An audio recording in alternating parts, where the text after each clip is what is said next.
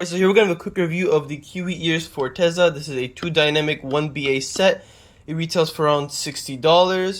Linsol did send this out to me for review, so thank you very much to Linsol. But that does not affect my opinions at all, and I'm going to still be as, scrutinizing as I am with all the rest of my IAMs. So we open up the box, got this, paper thing nobody cares about. And then here we have the IAMs themselves. I think they look fantastic. This one is in the half green, half blue. And they have a bunch of other colors as well. Let's take this out as well. Keep the case out. Alright, get the box out of the way. Okay, so let's start with the case first. I've said this before because this case does come with a lot of other Kiwi Ear sets like the Orchestra Lite and a lot of that. This is a bit cheaply printed on, but this is a very nice sized case. It's very good for fitting your pocket. I personally really like this case. Even though it is maybe like a little bit cheap for this price, it's a really good quality case at this price. And I do like the slimness for being able to put in your pocket. So open this up. Inside we're gonna have the cable. Here we go. That comes with a lot of Kiwi Ear sets, and then the tips. There is a third bag of tips. I lost the bag, but I have the tips. We're going to be talking about that in a second. Get this out of the way. Alright. So let's unwind this cable here. As you can see, it stays very straight. And it's just a very well-flowing cable, and it's very thin, which is really good, in my opinion, for portability and stuff like that. That's why I like these type of cables. Even though they are a little bit cheap feeling, I still like these cables quite a lot. So I like the cable. Alright, let's get that out of the way. Now let's actually talk about, the IAMs themselves. I really like the faceplate. I think they look really good. It's an all-resin shell. You can see the isobaric dynamic drivers, both of them in that configuration right there. And the BA right here. It is a two-pin flush on the IAM. And yeah, overall, I found this to be really good. Oh, the one issue I did have was this nozzle is a bit thick, in my opinion. I don't know. It kind of was bothering my ears a little bit. But, yeah, so overall the comfort is, not the greatest, but not bad. They're not the best in comfort, in my opinion. But with spin fits, it was a little bit better. Yeah. Alright, so here we have 3 sets of tips. Sorry for the cut. We're going to talk about the sound signature of each one. They're not too different, but they do bring minor differences in each of them. And I do like one more than the other. So let's talk about first these red core gray tips. These are the most balanced of the 3 sets of tips. They have a pretty forward mid-range though in comparison to other IEMs.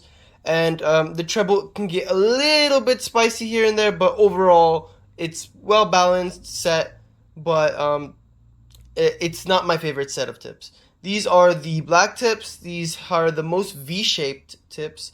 You get the most bass with these and quite a lot of treble. But surprisingly, the mid-range doesn't seem to suffer very much from this. So overall, yeah, these are okay too. But I actually mostly prefer the white tips, the whitish clear tips. These ones have the most mid-range, the most forward mid-range, but the treble doesn't get as spicy as it does with the other 2 sets. And the bass is a little bit more recessed than the other 2. This has the most bass, this has the second most, this is the least bass. And then the treble wise, it goes most treble, most treble, medium treble, least treble, then most mid-range, medium mid-range, least mid-range. So overall, I preferred it with these white tips, so I'm going to be talking about it with the white tips, and I'm not really going to be talking about the other ones. And I'm going to already right away bring in pretty much the menace that stops me from recommending these, and that is going to be the Simgot EW200. I reviewed these in a while ago. Oh my god, that's a lot of fingerprints. Wow. But yeah, I reviewed these quite a while ago, and not too long ago. And these are $40, and these are pretty much the reason why I can't recommend these. Now, I'm going to still talk about, overall, why these are so much better than these. In almost every single category, these are okay, and they would have been okay at the price of $60 if the EW200 didn't exist. These, first of all, have a pretty similar sound signature to these, but with a wider stage. So already, the EW200 has a better stage than the Forteza.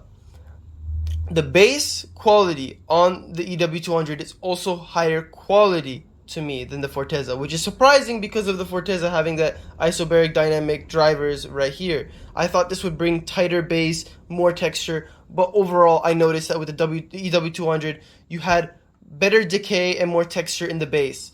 There is more bass on the Forteza than the EW200, but still it is better quality on the EW200. I also had better comfort on the EW200, but I'm putting that aside for now. Talking about just sound. Mid-range wise, the mid-range is more forward on the Forteza, which I do like more. But the mid-range is again higher quality on the EW200. I noticed the EW200 has more detail overall in the mid-range, and it just sounds cleaner, more natural, less muddy. These are not to say these are muddy overall. These are a really good set. The main issue is that the EW200 exists and it's cheaper and it's better. Now going into the treble is not as fatiguing on the EW200 than the other two sets of tips. When you have the white tips, the treble is pretty much the same in extension, but in quality, I would still give it to, there's a little bit of a hair there. I would still give it to the EW200. Again, the quality in the treble is higher on the EW200. And overall, I can't think of a reason to recommend this Kiwi Ear set over the Simgot in almost any way. If you want maybe a more forward mid-range, you absolutely need that more forward mid-range, then maybe you should get the Forteza.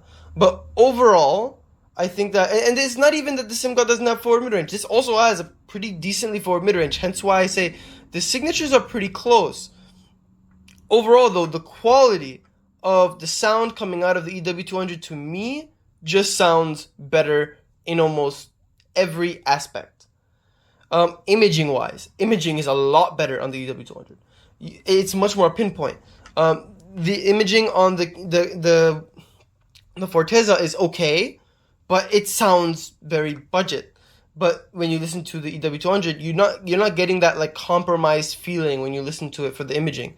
You still can get a good locational like position when you're listening to a track or if you're playing a game. On these, not so much. These are a little bit more, I guess you could say, musical, like a little bit less sharp in the sound, but it's a matter of just having less detail. This just has more detail. I'm trying to think if there's anything that these do better than these, and I can't.